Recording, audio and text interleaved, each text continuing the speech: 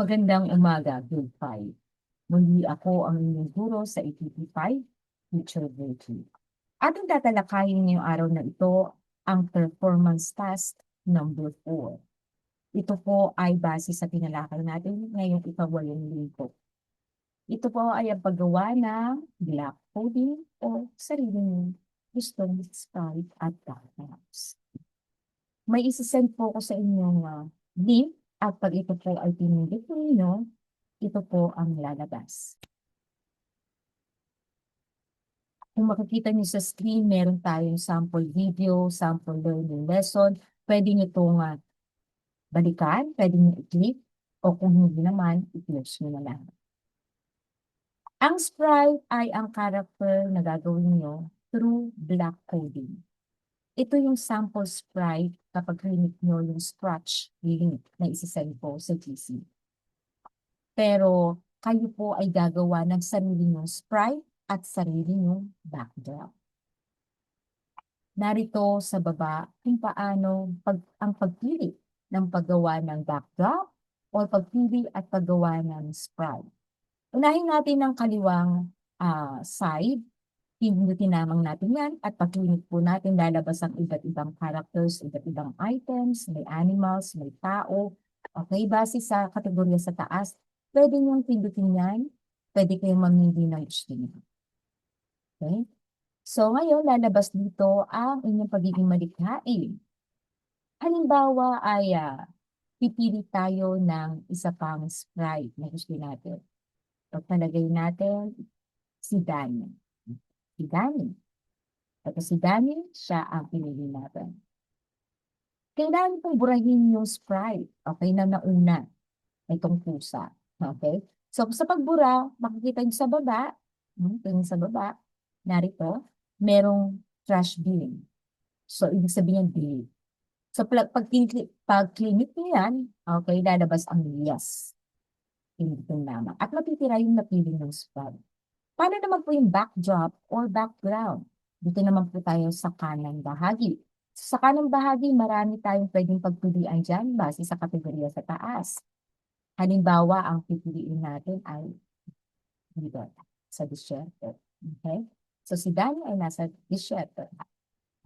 Ngayon, paano nyo gagawin yung movement? Base sa inyong kinatutunan, itong linggong to ay tinuro natin ang blue code or blue black code na ibig sabihin ay motion or movement. Kapag pinindot nyo to, pwede kayo mamili dito sa mga code na nandito sa gilid, yung mga blocks. Kapag naman po dito tayo sa violet, pwede tayong mamili ng loops o yung mga salita na pwede nyo idagdag sa character na ginawa niya o sa sprite na pinili niya. Pagdating sa violet, ay sa pink, okay? Sounds naman po ito. Paano po tayo gagawa? Halimbawa, ito yung napili niyong sprite. Pag-click niyo po dito, punta tayo sa blue, kumbaga sa motion or movement. Ano ba pinili natin? Move 10 steps. Punta tayo dito sa scratch. Ito yung scratch, okay? Para siyang scratch paper. Dito tayo gagawa ng ating mga blocks.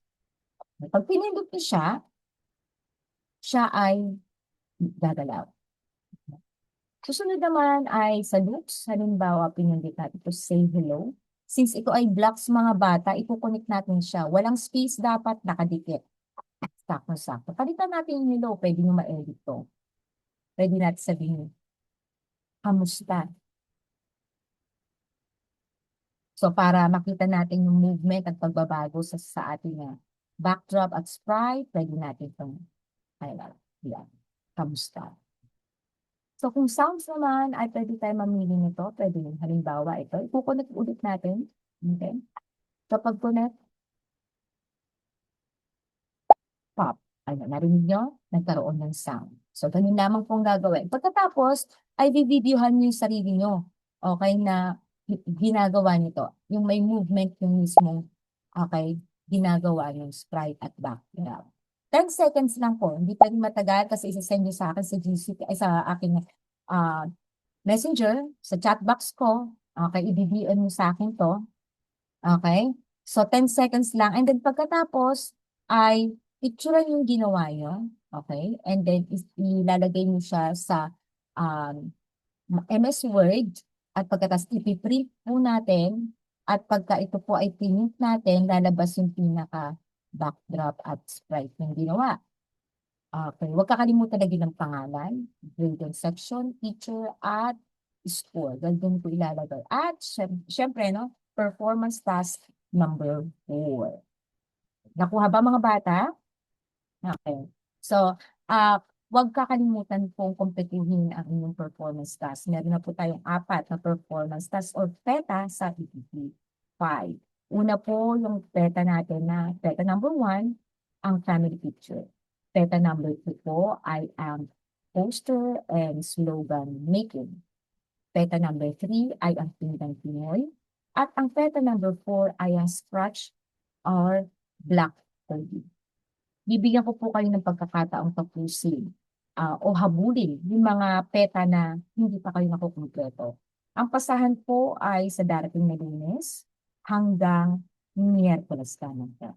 Okay? So, kumpletuhin po natin kasi malaki po ang ibabawas sa inyong marka kapag ito o alinman dito sa performance task natin ang mawala. Okay? So, good luck mga bata at kaya niyo yan. Okay, goodbye.